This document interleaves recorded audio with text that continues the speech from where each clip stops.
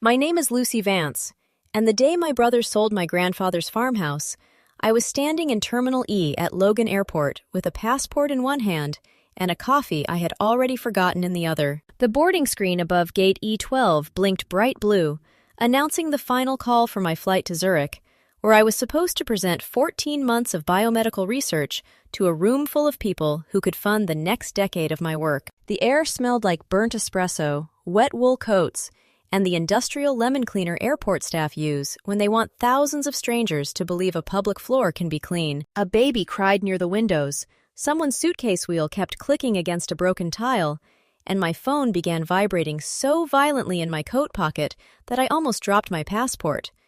It was Ethan. My brother never called unless he wanted money, pity, or an audience. And that morning, his voice arrived soaked in champagne and arrogance before I could even say hello. "Lucy, I hope you're sitting down," he said.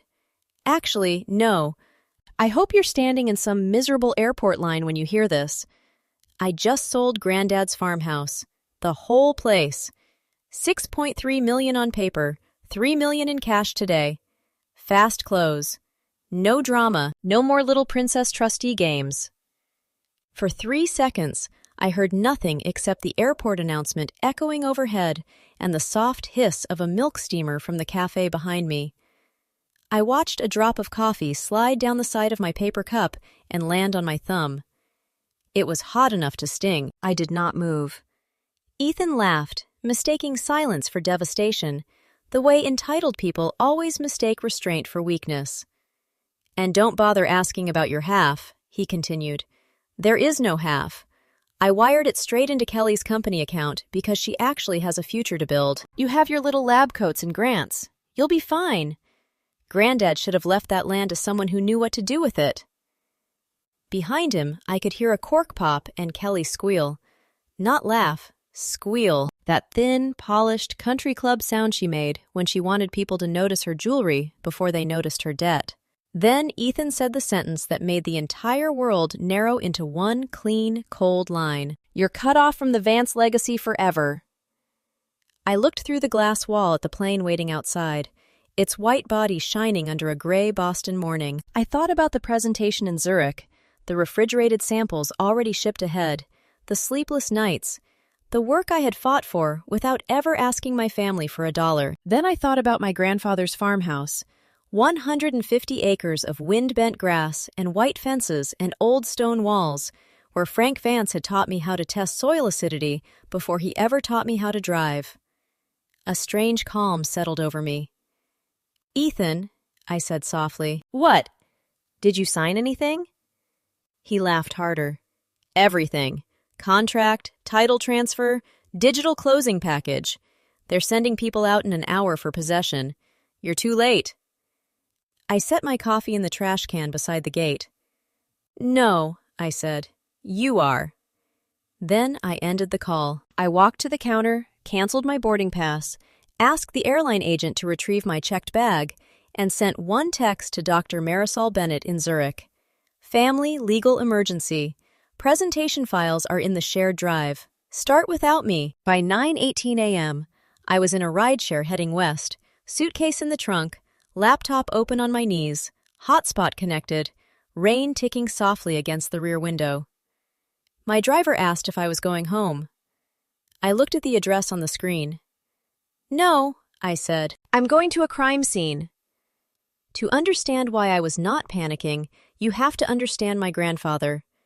Frank Vance did not build wealth by trusting smiles. He started with 32 acres of exhausted farmland outside Concord, Massachusetts, bought at auction in 1974 for $41,600, and expanded it over 47 years into a historic agricultural estate valued at $6,312,800 by the last formal appraisal. The farmhouse itself was built in 1891 with a wraparound porch, hand-cut granite foundation, 7 working fireplaces, and a front staircase that creaked on the 5th step no matter how carefully you walked.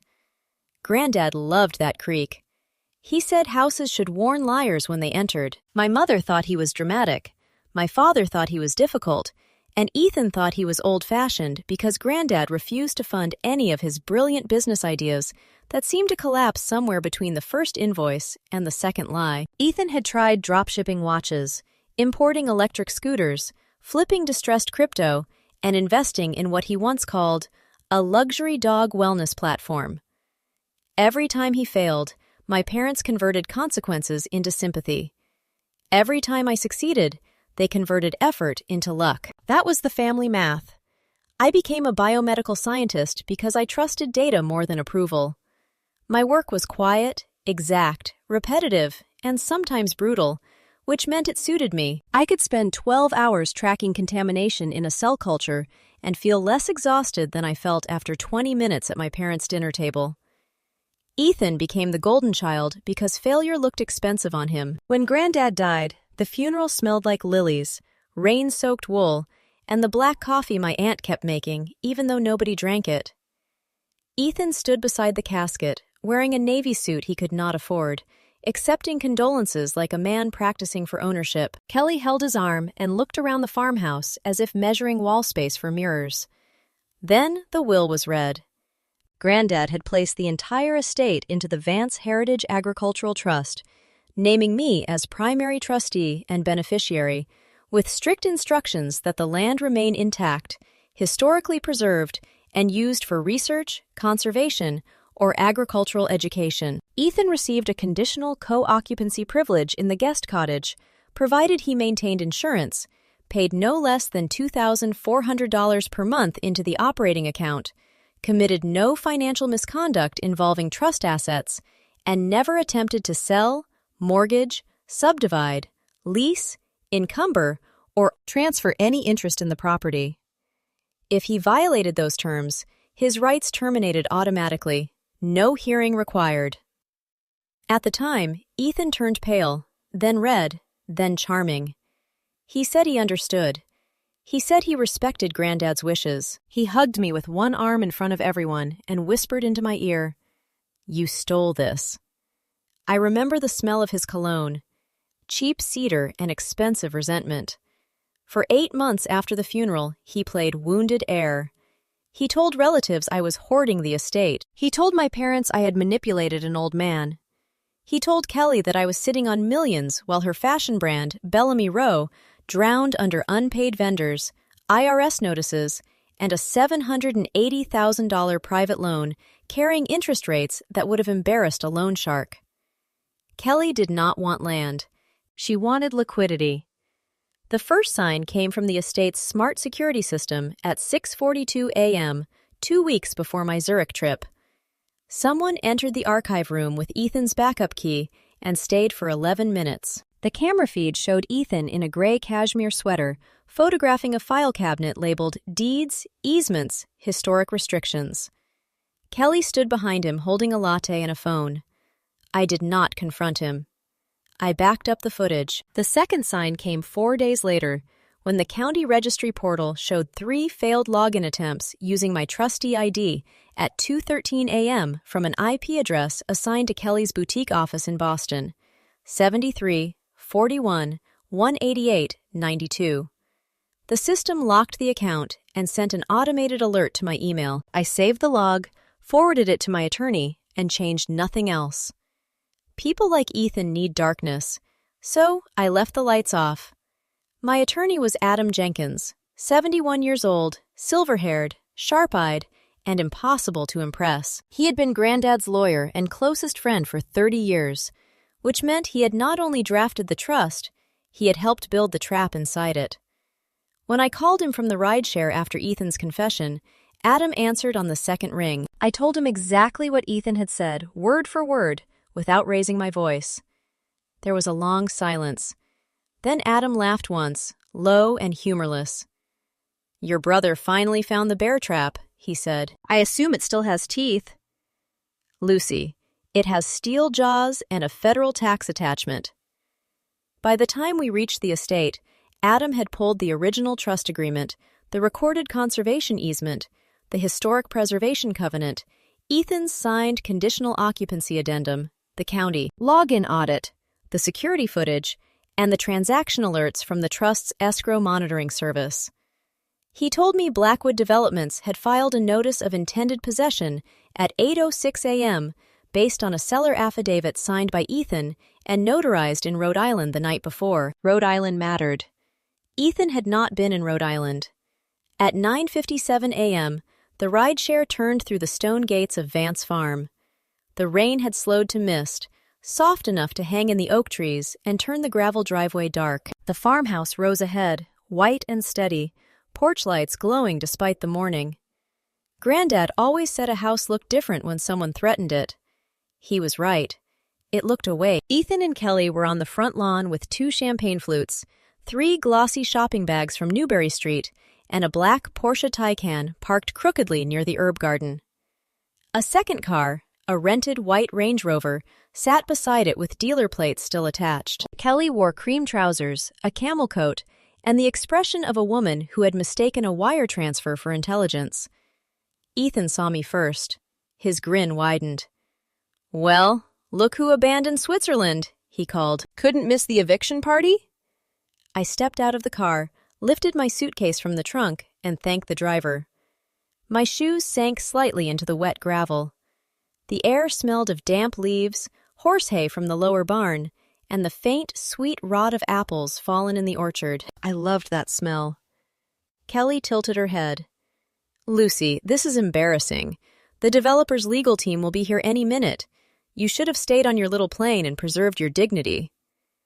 I did not answer her. I looked at the farmhouse windows, the porch, the copper gutters Granddad installed himself, the old bell near the kitchen door he used to ring at noon during summer haying. Then I looked at Ethan. "Where's the money?" I asked. His smile sharpened. "Already invested." "In Bellamy Row?" "Kelly's company is about to scale nationally." Kelly lifted her champagne. "Finally, someone in this family understands growth." I nodded once. "Good." That confused them. Adam's black sedan arrived 3 minutes later, tires whispering over the wet gravel. He stepped out wearing a dark overcoat and carrying a red leather binder so old the edges had gone soft from use. Behind him came a county sheriff's cruiser, unmarked, and then 2 matte black SUVs with Blackwood Developments printed discreetly on the doors. Ethan clapped his hands once like a host welcoming guests. "Perfect timing," he said. "Let's finish this." Victor Crane, Blackwood's chief legal officer, emerged from the first SUV with 2 corporate attorneys, a project manager, and a demolition surveyor carrying rolled site plans under one arm. Victor was a tall man with a shaved head, rimless glasses, and the dead-eyed confidence of someone paid to remove obstacles without feeling sentimental about oak trees. He looked at the farmhouse, then at me, then at Ethan. "Mr. Vance," Victor said, "are all occupants prepared to vacate?" Ethan pointed at me. "My sister is leaving now. She just needed to make a scene first."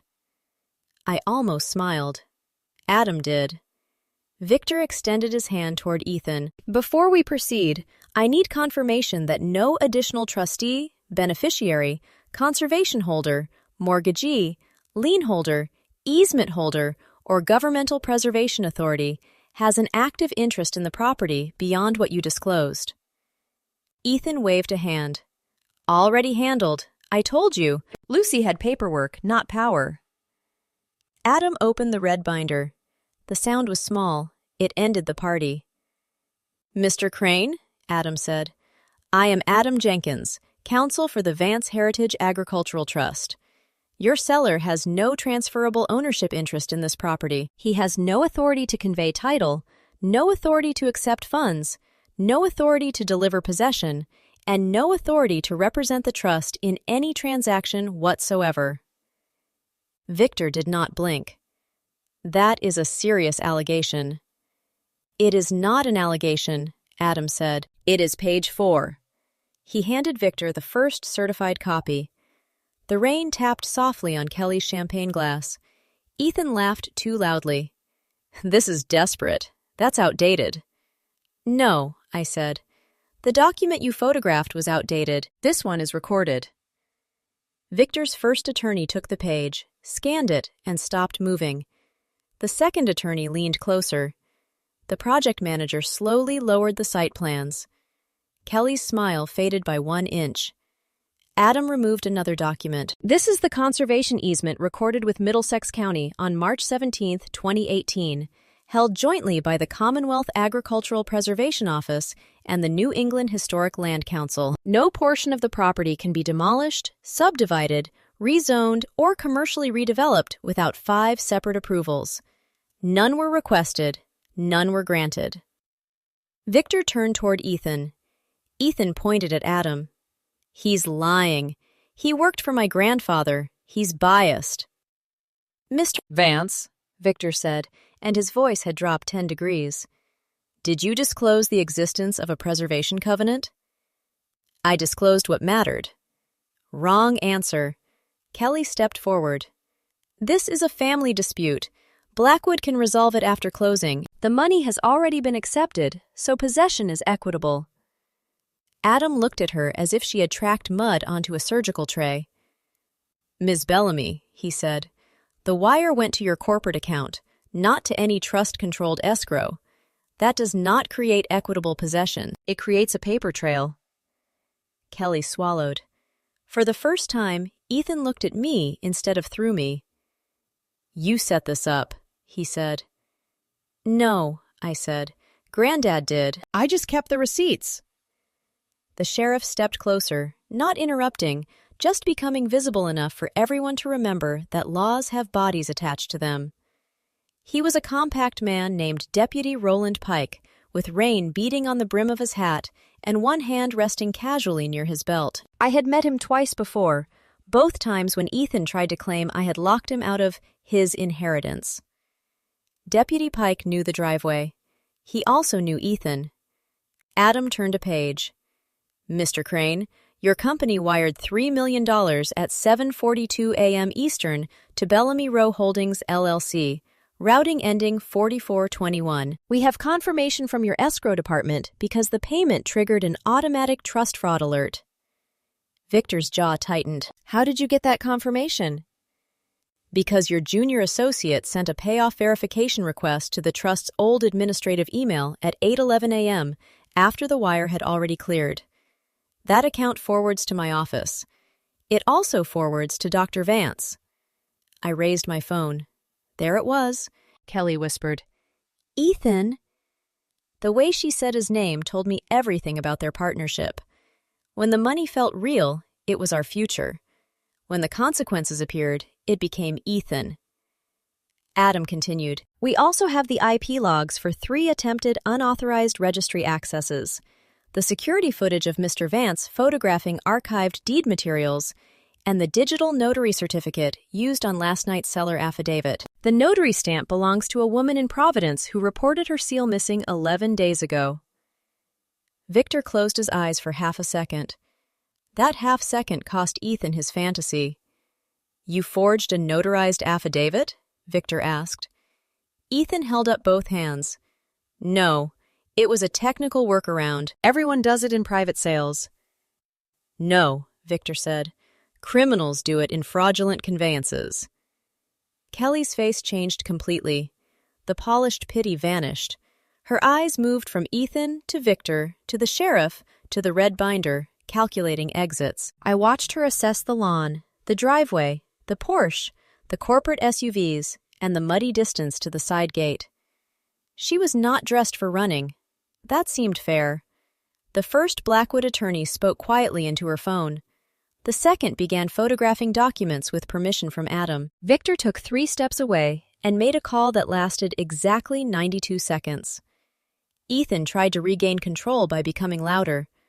This is my family's land, he snapped. My blood, my name. My grandfather would never have wanted Lucy hiding behind lawyers while strangers humiliate me on my own property. The porch light flickered once in the mist. I looked at him and remembered being 16, standing in the lower barn with Granddad, while Ethan refused to muck stalls because he said labor was for people without vision. I remembered Granddad handing me a soil test kit and telling me, people show you who they are when the work gets dirty. I remembered Ethan laughing at me for choosing science over glamour, then asking me for $12,000 3 years later to clear a gambling debt he called a liquidity problem. I had paid it. Once. Granddad knew exactly who you were, I said. That is why page 19 exists.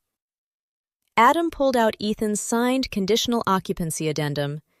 The paper had his signature at the bottom in blue ink, dated June 4th of the previous year, witnessed and notarized properly. Adam did not hand it to Ethan. He handed it to Deputy Pike. Clause 12, Adam said. Attempted unauthorized sale, transfer, encumbrance, pledge, mortgage, lease, or liquidation of trust property terminates all occupancy rights immediately and permanently. Clause 13 imposes reimbursement liability for all legal fees, security costs, emergency filings, and any loss caused by fraudulent representation. Clause 14 triggers the disinheritance penalty from the residual family fund. Ethan stared at the page.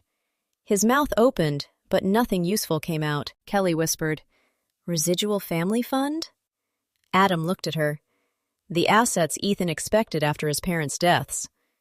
My parents had never known about that clause because Granddad never trusted them to keep quiet. Their comfortable retirement accounts, their lake house interest, their little belief that Ethan would eventually inherit enough to excuse every disaster.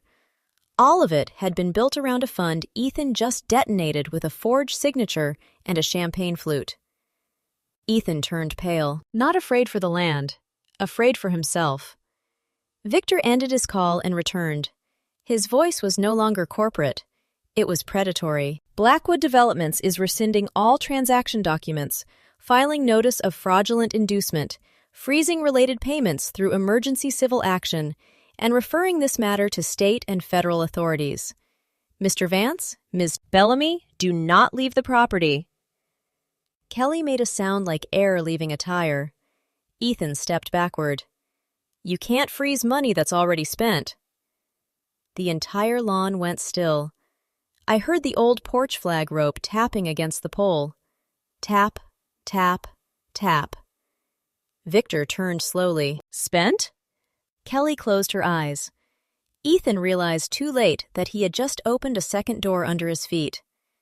Adam removed the next section from the binder. At 8:03 a.m., Bellamy Row Holdings transferred $740,000 to Atlas Private Lending, $312,000 to an IRS payment portal, $188,450 to a commercial landlord in Manhattan, $96,200 to a luxury vehicle dealer, and $51,600 to a personal account ending 7,718. We know this because Bellamy Row's lender filed UCC monitoring notices tied to suspicious incoming capital, and because Ms. Bellamy's CFO forwarded a panic email to the wrong Adam Jenkins at 8:37 a.m.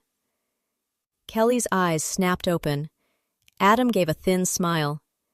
My son is a dentist in Worcester. He was very confused. Even Victor looked almost impressed.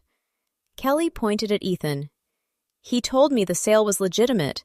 He said Lucy had already agreed privately. I was only accepting capital from my partner. Ethan spun toward her. Don't you dare. Don't I dare? Kelly hissed. You said the trust was ceremonial. You said your company was solvent.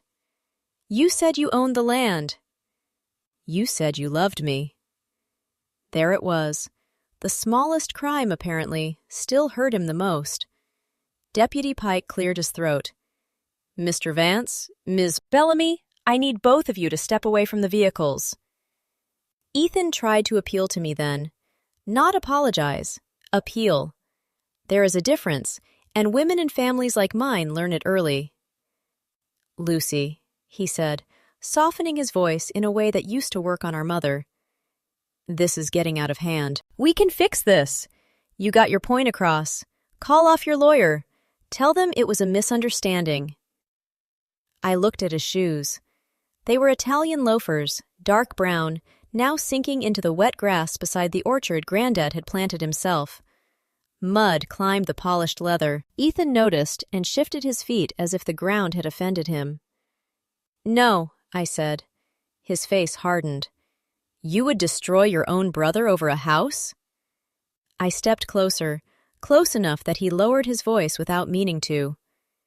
You destroyed yourself over money that was never yours, I said. "The house is just where you did it."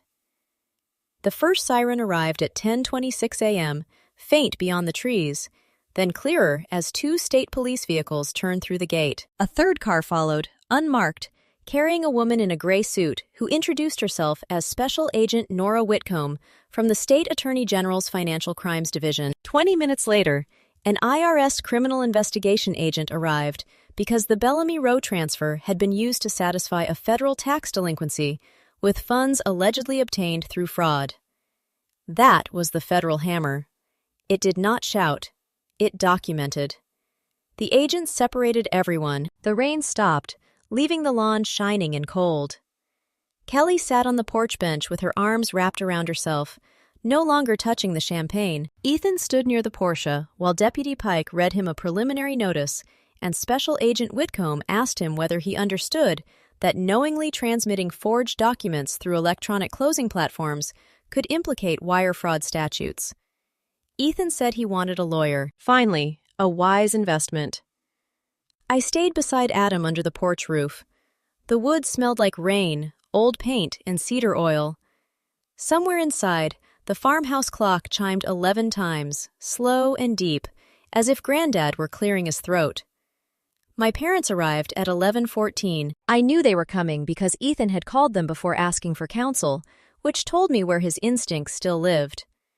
My mother stepped out of their silver Lexus wearing pearl earrings and outrage. My father followed, carrying the embarrassed stiffness of a man who has spent 30 years calling family dysfunction private business. "Lucy Ann Vance," my mother said, "what have you done?"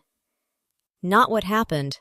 What have you done? I watched her take in the police cars, the agents, Kelly crying without tears, Ethan pale beside the Porsche, and still somehow land on me as the cause.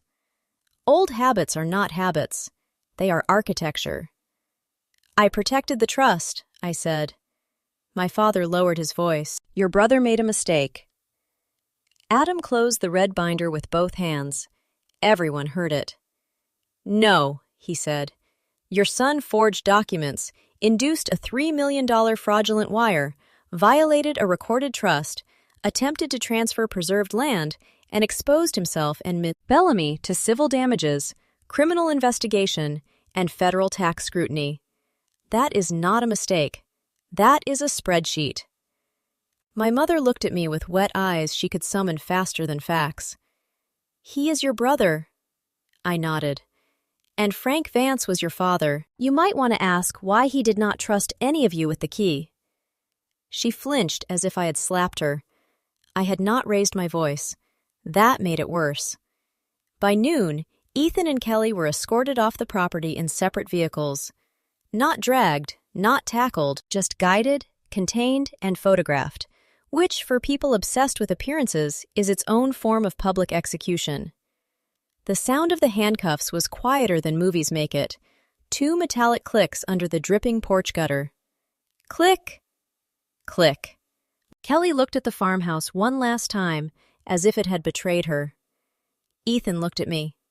His expression was no longer arrogance, but it was not remorse either. It was disbelief that the world had failed to bend around him. That was enough for day one. Ethan's Porsche disappeared first, then Kelly's Manhattan showroom, then the Range Rover.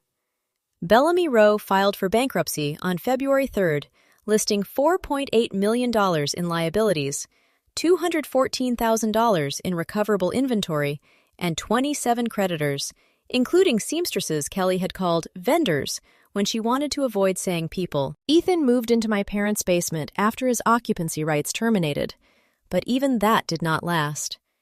When my parents learned his disinheritance clause had redirected the residual family fund into the trust's conservation endowment, their sympathy became more complicated. Love, in my family, had always been generous until it touched retirement planning.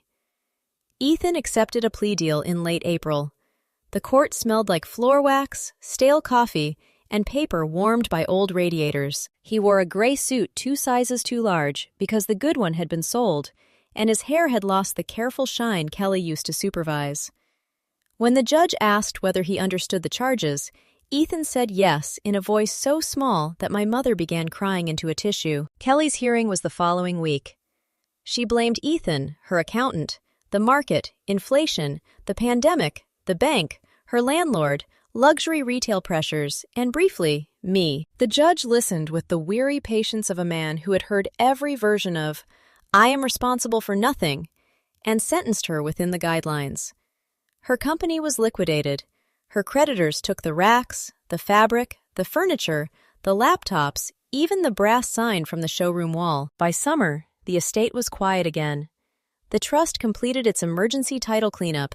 Blackwood withdrew all possession claims after recovering part of its funds through clawback proceedings, and the Commonwealth Preservation Office issued a formal notice affirming the land's protected status. Adam and I converted the lower barn into a research partnership space for agricultural microbiome studies, with 3 lab benches, negative pressure storage, and a teaching room for local students. Granddad would have pretended not to cry. He would have failed. On June 4th, exactly 1 year after Ethan signed away the rights he later tried to abuse, I unlocked Granddad's study for the first time since the investigation began. I had avoided it, not because I feared ghosts, but because grief has a smell, and his study still held his.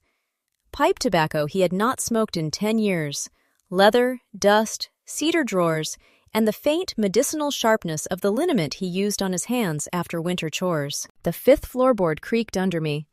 I smiled. Inside the bottom drawer of his desk, behind a stack of old seed catalogs, I found a sealed envelope with my name written in his square, stubborn handwriting. Lucy. Not Dr. Vance, not trustee, Lucy. I opened it with a letter opener shaped like a trout, because Granddad had a strange sense of humor and hated normal office supplies. The letter was only 2 pages. He wrote that he had watched the family mistake kindness for obligation. He wrote that Ethan loved inheritance, but not legacy, comfort, but not stewardship, applause, but not work. He wrote that my parents had confused peacekeeping with parenting for so long that they no longer knew the difference between helping a son and feeding his worst instincts. Then he wrote about me. He said I had the one trait he trusted more than affection: continuity. I finished what I started. I checked the numbers. I remembered who had planted trees before eating fruit. He said the farm did not need an owner who wanted to be seen beside it. It needed a guardian willing to stand between it and people carrying contracts. The last line stopped me for a long time. When the wolves come wearing family faces, do not hate them, Lucy. Just lock the gate and keep the deed. I sat there until the afternoon light moved across the floor and touched the red binder on the desk. Outside, the fields were green. The barn roof shone after rain, and somewhere near the orchard, a student group was laughing as they collected soil samples. The house did not feel haunted anymore. It felt defended. Ethan wrote me one letter from jail 6 months later. It was 4 pages of apology, explanation, resentment, and self-pity stitched together so poorly that I could see the seams. He said he had been under pressure. He said Kelly manipulated him. He said our parents made him believe he deserved more. He said Granddad had been unfair. He said I had always made him feel small by being competent. At the end, finally, he wrote one true sentence. I thought blood meant I could take what I wanted and still be forgiven. I folded the letter, placed it in the back pocket of the red binder, and did not answer. Some people call that cold. I call it clean. The Vance Heritage Farm is now open every Saturday from April through October for students, researchers, veterans, and families who want to learn what land can become when greed is not allowed to speak first. The old farmhouse still has its porch lights. The 5th stair still creaks. The orchard still drops apples in September, and every time I smell damp leaves and cedar smoke, I remember the morning Ethan thought he had ended me with a phone call. He did not know my grandfather had built the ending years before. He did not know I had been trained by science to trust evidence, not noise. He did not know the quietest person in a family can still be the load-bearing wall. And he did not know that when a greedy man sells what he does not own, the buyer is not the only one who comes to collect. Family is not blood that excuses theft. Family is loyalty proven when nobody is watching, respect shown when money is on the table, and truth protected even when liars use your last name. I lost a brother who never loved me without calculating what I could provide. But I kept the land, the legacy, and the part of myself that refuses to beg for dignity. That was the real inheritance. If you have ever had a relative try to steal from you, shame you, or call greed family, write your age and where you are watching from in the comments. I read every story because someone out there needs to know they are not crazy for keeping receipts. And if this story kept you listening until the end, subscribe to the channel because the next one begins with another family lie, another quiet person, and another red binder waiting on the table.